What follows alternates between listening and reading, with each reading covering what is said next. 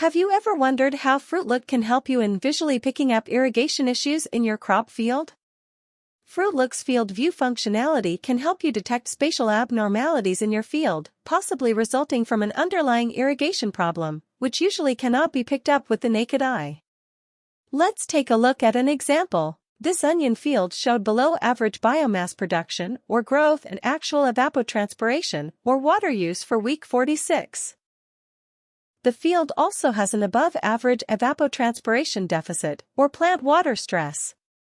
This could indicate under-irrigation. Let's see if we can pick up any abnormalities within the field using the FieldView function.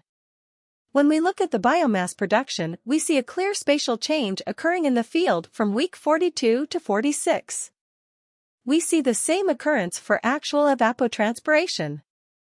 This is clearly not due to soil differences, as we do not see this variation pattern for previous weeks. We find that the outer sections of the field show lower growth, indicated by a darker shading, and the inner section shows higher growth, indicated by a lighter shading. Using the dropper lets us see the magnitude of the difference in numbers. This outer section of the field has a biomass production of 138 kilograms per hectare per week, while the inner section has a biomass production of 447 kilograms per hectare per week.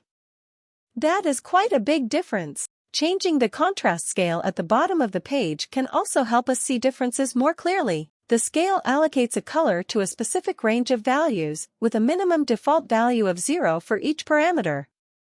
The default maximum value differs for each parameter. The color scale will automatically be set to the default range for each parameter, which can cause a lack of contrast if the actual values per pixel in the field has a much smaller range. The scale can be reset to either show a deeper or lighter contrast.